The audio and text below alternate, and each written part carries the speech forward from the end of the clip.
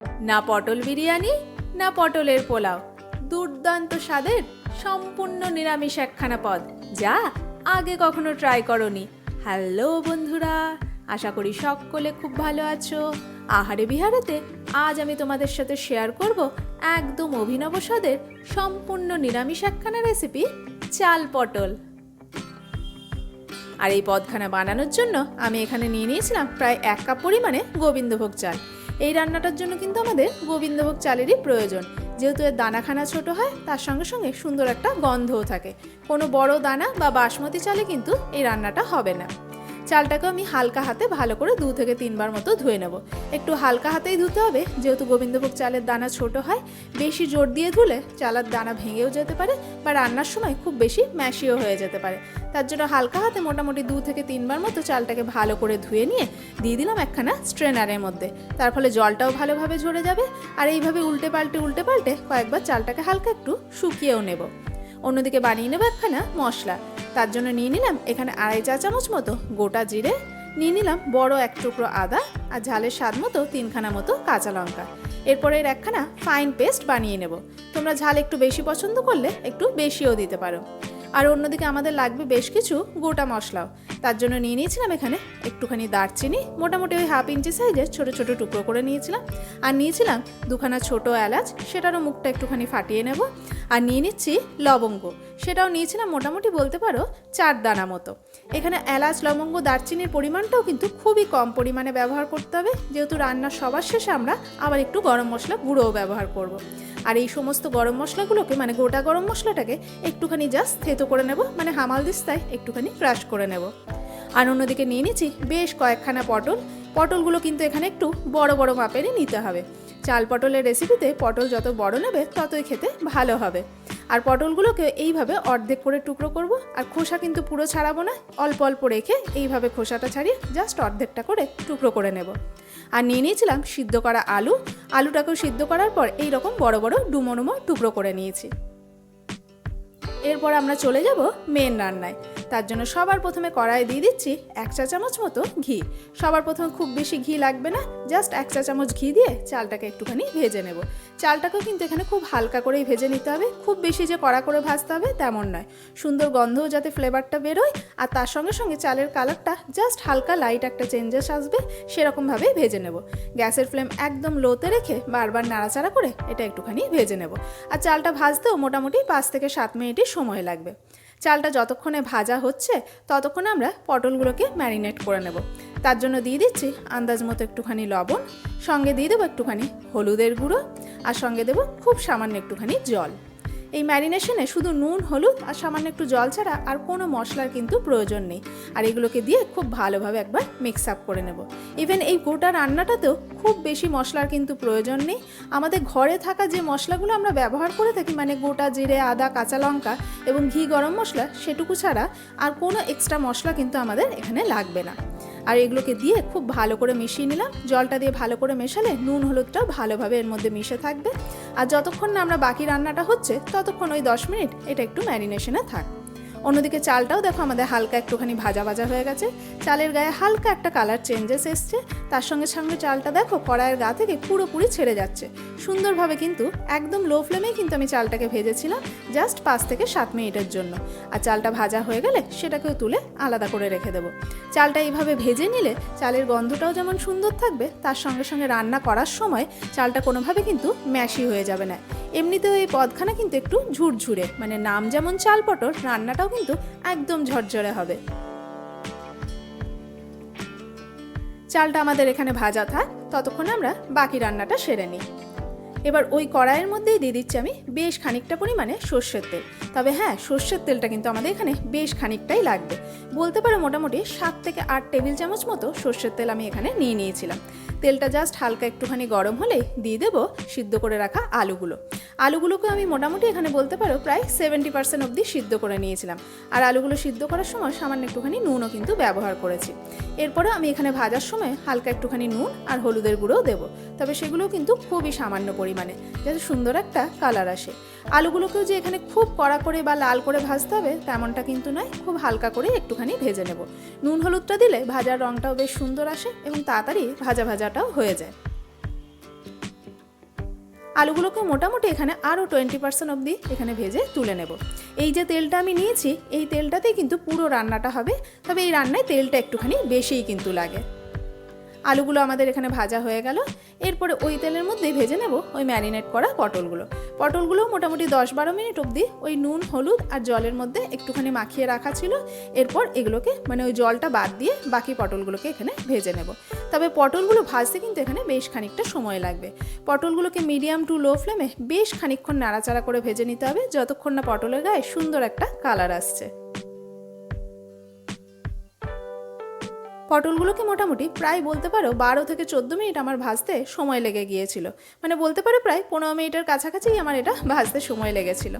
আর অন্যদিকে ততক্ষণে পটলটা যতক্ষণ ভাজা হচ্ছে, মশলাটাকেও রেডি করে নিই। ওই বাটা মশলার মধ্যে দিয়ে দিলাম খুব সামান্য একটুখানি চিনি, সামান্য একটুখানি লবণ আর আন্দাজ মতো হলুদের গুঁড়ো। তার সঙ্গে অ্যাড করে দিলাম পরিমাণ মতো জল। এরপর এগুলোকে দিয়ে খুব ভালো করে মিশিয়ে মশলাটাকে আমরা রেডি করে রেখে দেবো। এইভাবে মশলাটা যদি একটু আগে রেডি করে রাখাও থাকে না, তাহলে রান্নায় কুকিং প্রসেসে টাইমটা কিন্তু অনেকটাই কম লাগে। মশলাটা ওখানে ভালোভাবে রেডি হয়ে গেল। ততক্ষণে আমাদের পটলগুলোও কিন্তু ভাজা ভাজা হয়ে গেছে। আমি মাঝে মাঝেই কিন্তু পটলগুলোকে নাড়াচাড়া করছিলাম। পটলের গায়ে একদিকে দেখো কালার ধরেছে, অন্য যে পিঠটা কালার ধরেনি সেগুলোকে একটুখানি পাল্টে পাল্টে দেবো। পটলের দুদিকেই বেশ সুন্দরভাবে দেখো কালার ধরে গেছে। আর পটলটাকে কিন্তু একটু সময় নিয়ে, বলতে পারো 12 থেকে 14 মিনিট একটু সময় নিয়ে সুন্দর করে ভেজে নিতে হবে। পটলগুলো যাতে এরকম কালার আসে ততক্ষণ অবধি কিন্তু আমাদের নাড়াচাড়া করে ভেজে নিতে হবে। এবার ওই তেলের মধ্যেই দিয়ে দিলাম আরও 1 চামচ মতো ঘি। আর ঘিটা দেওয়ার পর এরপর আমি ফোড়নে দিয়ে দিচ্ছি 3টে মতো তেজপাতা। তার সঙ্গে সঙ্গে দিচ্ছি হাফ চামচের থেকে একটুখানি বেশি গোটা জিরে, আর সঙ্গে দিচ্ছি ওই থেতো করে রাখা গরম মশলাটা যেটা আমরা প্রথমেই নিয়েছিলাম, সেগুলোকে দিয়ে একটুখানি নাড়াচাড়া করে নেব। মানে ফোড়নটা একটু হালকা ভাজা ভাজা করে নেব। ফোড়নেও কিন্তু খুব বেশি মশলা লাগবে না, এমনকি গোটা রান্নাটাতেই কিন্তু আমরা বাড়িতে থাকা খুব সামান্য কয়েকটা উপকরণই কিন্তু ব্যবহার করব। ফোড়নটা ভালো করে ভাজা হয়ে গেলে দিয়ে দেবো ওই মশলার পেস্টখানা যেটা আমরা রেডি করে রেখেছিলাম, আর সেটাকে দিয়েও ভালো করে কষিয়ে নেব যতক্ষণ না মশলা থেকে ভালোভাবে তেল ছেড়ে আসছে। মোটামুটি 7 থেকে 8 মিনিট মতো আমার সময় লেগেছিল এই মশলাখানা কষাতে। তবে মশলাটা কিন্তু এখানে পুরোপুরি ড্রাই করব না, যেহেতু এর সঙ্গে আমরা পরে চালটা অ্যাড করব, তাই মশলাটাকে পুরোপুরি শুকালে চলবে না। তবে মশলা পুরোপুরি শুকিয়ে যাবেও না, কারণ অলরেডি আমরা অনেকটা পরিমাণে তেলের মধ্যে ব্যবহার করেছি। এই রান্নাটাতে তেলটা কিন্তু একটু বেশিই লাগে। দেখো বন্ধুরা, মশলা থেকে ভালোভাবে তেল ছেড়ে দিয়েছে। এরপর এর মধ্যে অ্যাড করে দেব পরিমাণ মতো জল। আমি যে মশলার বাটিটা নিয়েছিলাম সেই ছোট্ট বাটির আন্দাজে আপাতত আমি 2 বাটি মতো জল অ্যাড করলাম। যদি পরে প্রয়োজন হয় তখন না হয় আর একটুখানি দেওয়া যাবে। আর দিয়ে দিচ্ছি আন্দাজ মতো লবণ। অলরেডি আমি মশলাতে আগে একটুখানি নুন ব্যবহার করেছি, আবার একটুখানি দিয়ে দিলাম, যেহেতু এর মধ্যে চালটা সিদ্ধ হবে এবং চালের মধ্যেও যাতে নুনটা ঢোকে। সেটাকে দিয়ে ভালোভাবে মিশিয়ে এরপরে দিয়ে দেবো ওই ভেজে রাখা গোবিন্দভোগ চালটা।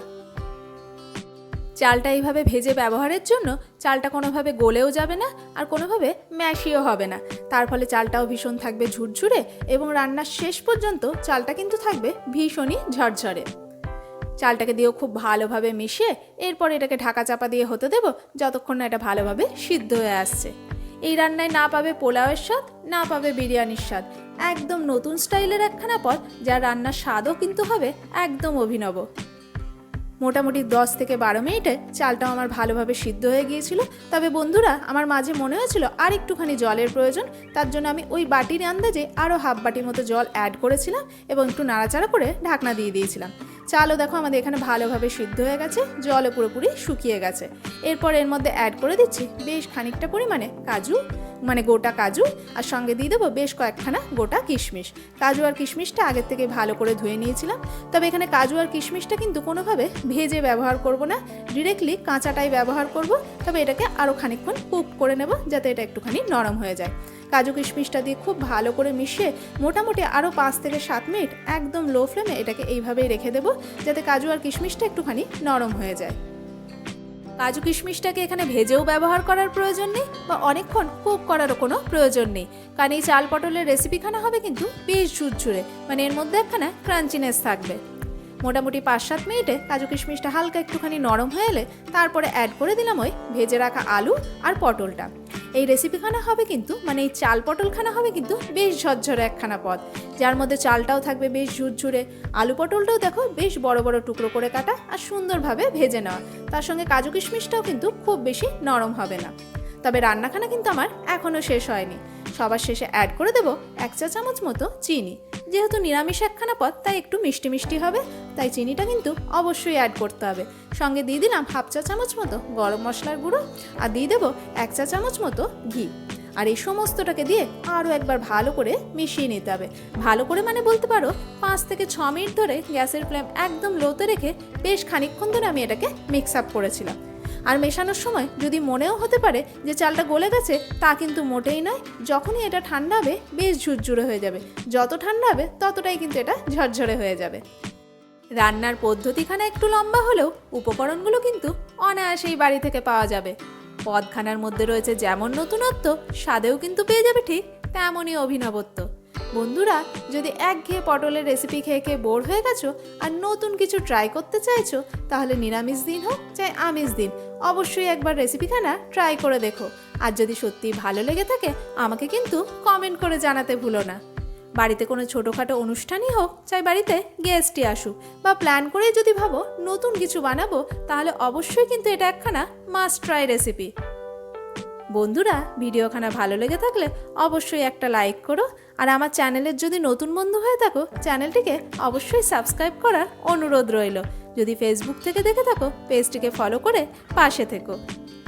দেখা হচ্ছে পরের একটা ভিডিওতে নতুন একটা রেসিপি নিয়ে।